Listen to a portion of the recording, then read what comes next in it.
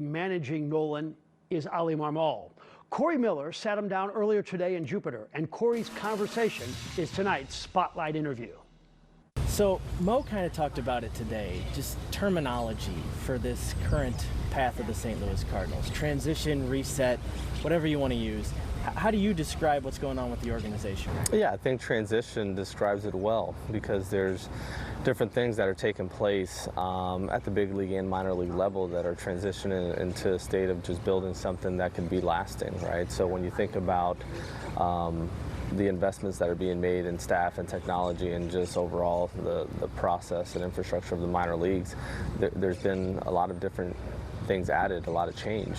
So that's been a transition for that department. And then how that impacts the big leagues is you'll see certain decisions made where there's a conversation to be had about, is this short term or impact in the long game? And I think it's described by Mo and his group in a way where we want to make sure that these decisions that we make on a day-to-day basis aren't impacting the long term negatively. You use the word runway a lot when talking about young guys. How do you see that? Is that more of a, we're going to let guys work through this and figure this out instead of maybe another time they'd be on the bench or they'd be down in the minors?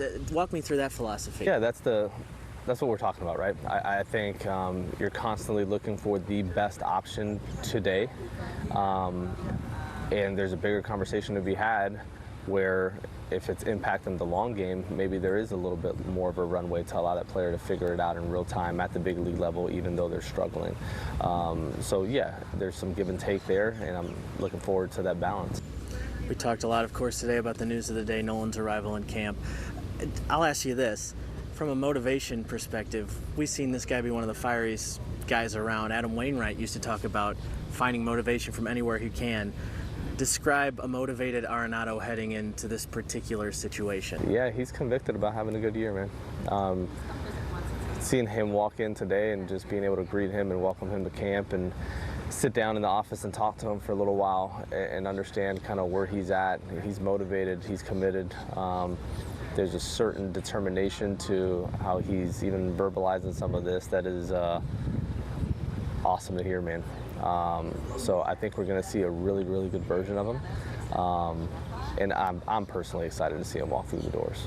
As the manager of this ball club, you hear veterans Sonny Gray and Wilson Contreras say they want to be a part of what this organization is doing. Specifically from your perspective, what did that mean to you? Yeah, it meant a ton. I mean, one, that they want to be here, but also go along for the ride with these young guys and continue to show them what it looks like to be a professional and to do it well and to prepare in a certain way that leads to greatness. So both those guys, the conversations with them have been great.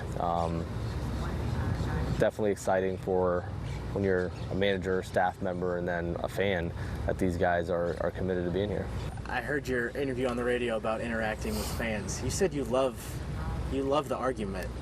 Why do you love that? No, I love the argument. Yeah, I love the conversation. The discussion. Yeah, because I mean, part of fandom is like you're fanatic about your club, right? So there's times where you're excited about it, and there's times you're highly frustrated, and I like having that conversation and understanding the rationale behind, all right, well, what have you done, in this situation?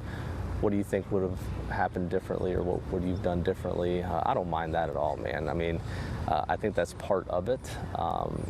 The reality, they're the one filling up that stadium. So I love that interaction. And my interaction with our fan base live in person has been awesome. Like, I can't, I mean, whether it's me and my wife, my kids, they've been incredible to us, either walking the streets in St. Louis, whatever the case may be, at a restaurant.